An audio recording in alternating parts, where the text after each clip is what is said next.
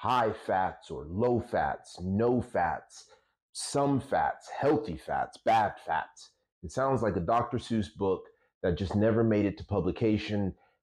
And to be honest, I can understand why so many people are lost when it comes to the topic about fats.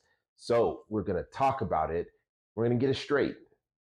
This is another series of the video where we talk about getting your meal plan together. I give you the information that I use to help my clients gain weight, lose weight, get ready for competition. These are the basic principles that I am using, and I'm giving them to you so you can do them for yourself.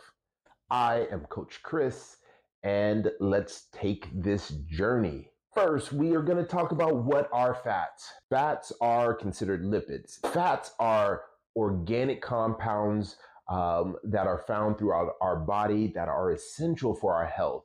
These compounds are made up of primarily oxygen, hydrogen, and carbon.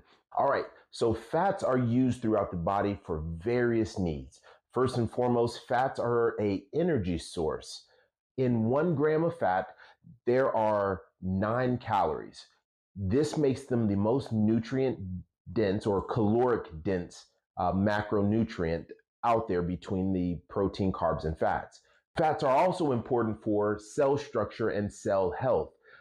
These fats will provide a protective barrier around the cell membranes, allowing them to remain healthy and remain. Another thing that fats are responsible for is hormone production. Just like with protein, fats are also used in the creation of hormones such as testosterone and estrogen.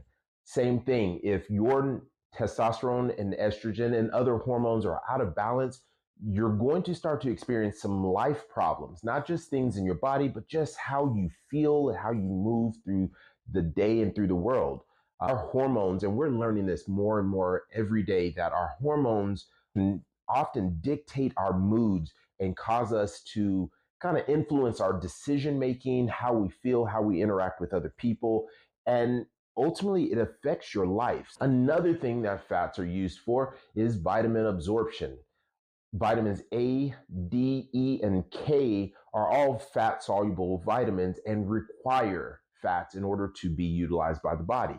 You'll notice that vitamin D is a very, very important vitamin in the body that often many people are deficient in it.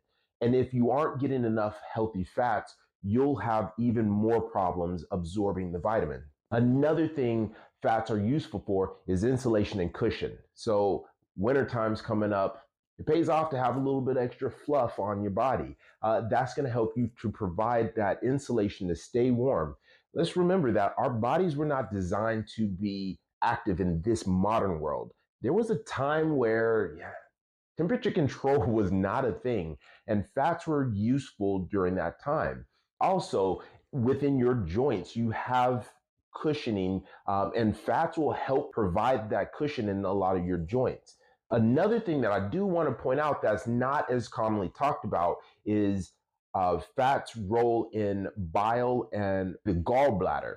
So when people tend to go too low in their dietary fats, they are more at risk of having gallstones.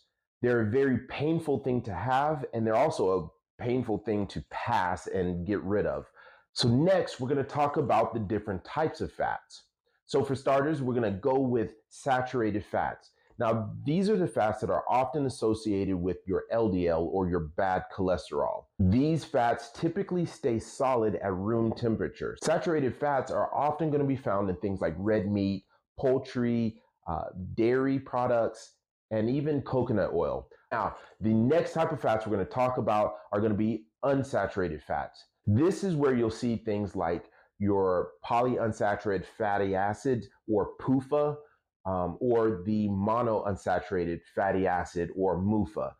These are considered your healthy fats. They tend to cause your HDL or the good cholesterol to go higher. They'll also help protect against heart disease and cardiovascular disease. Fats are also going to be useful in the brain, considering there is a high amount of fat in the brain. What we see is we can find monounsaturated fats typically in things like olive oil, avocado, and nuts, while we can usually find polyunsaturated fats in things like fish, so salmon, or nuts and seeds as well. All right, and the last type of fats we're going to talk about are trans fats. Now, these ones, they are the bad fats. Typically, they're going to increase all of your negative blood markers associated with fats. And there's very, very little, if any, positive from consuming trans fats. You'll find trans fat in a lot of the processed foods. So even the things that, the oils that are used when you go out to eat, they're not going to be high quality oil because, well, cost effective. Trans fats are better from a business side. So buy cheap and be able to make more profit. So now that you know where you can find these different types of fats, how much of them should you be consuming? So I'm going to give you two different methods for calculating how much fats you should be eating in a day, similar to how we did with protein.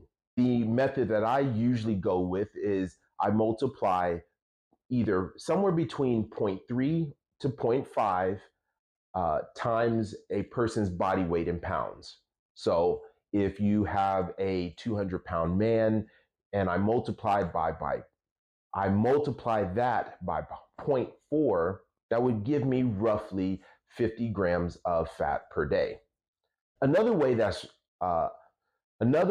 is recommended to figure out how much fat you need to eat is multiply your daily calorie intake is take 25 to 35% of your daily calorie intake. So if you eat 2,000 calories a day and you're taking 25% of that, that would be 500 calories coming from fats. Now, how many grams does that equal? Remember that 1 gram of fat equals 9 calories. So you're going to take that 500 divided by 9, and whatever that number is,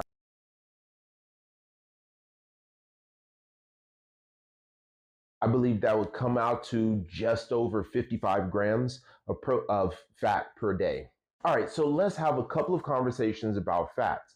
First, why did I put fat second instead of first or third in comparison to protein, carbs, and fats? Well, protein is a very essential macronutrient, and it is the most important one that you need to account for in the day. Fats would be the next most important, as they tend to have more health effects when you go too low or too high.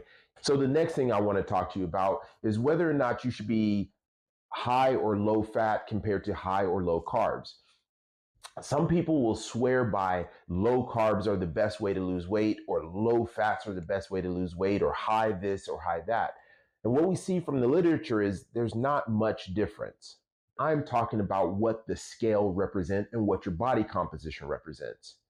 If you happen to go low fats and you stay within a healthy range, though, you'll lose about the same amount of fat that you would if you were to be low carb. One thing that they did notice when they do these studies is if you go low fats on your dietary plan, well, your cholesterol levels tend to improve, which makes sense because you're not eating as much fats. All right, lastly, brief talk about omega-6 and omega-3 fatty acids.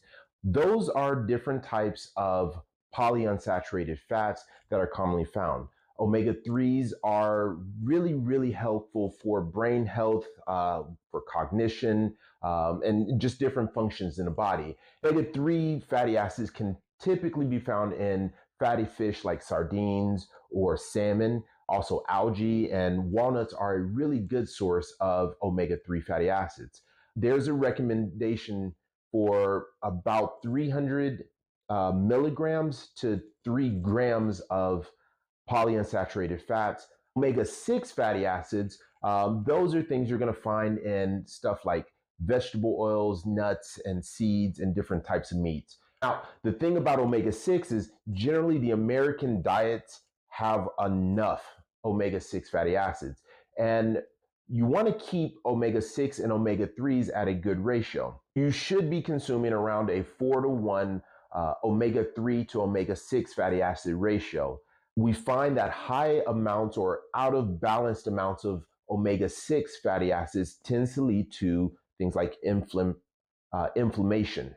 And this would make sense considering if you cut out a lot of the fast foods, people tend to see some health benefits, after a few weeks. Arthritis might start going down and just different inflammation throughout the body. You might notice some swelling going down.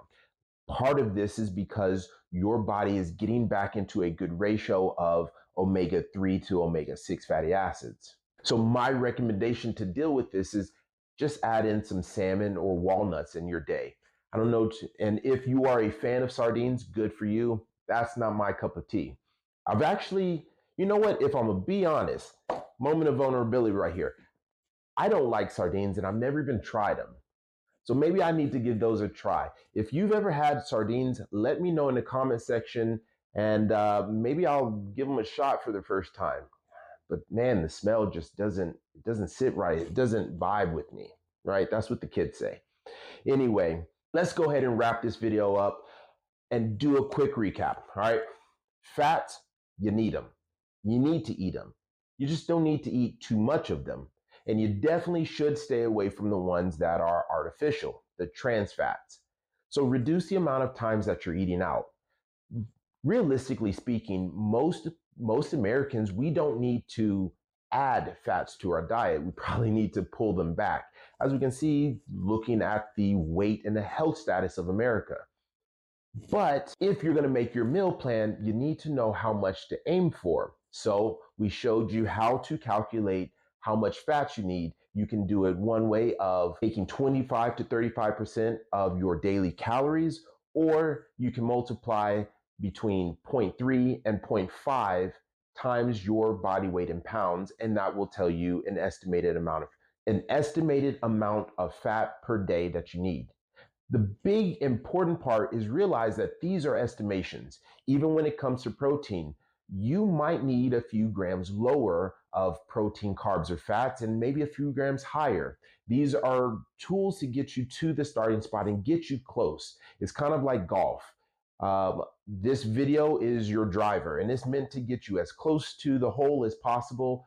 And then your personal experiences and how your body works is what gets the ball into the hole. It's that accurate, conscious, calculated putting that gets you your success. That was a pretty cool analogy. I just came up with that right now. Bars. Anyway, I appreciate your time. Thank you for watching this video, and don't forget, leave a comment down below. Let me know if you've ever had sardines and what your opinion of them are, and like, subscribe, and keep following for more. We've got one more video on macronutrients talking about carbs, and then we'll be going more into detail about how to make your actual meal plan. This is Chris with Better Each Day Fitness. We're out.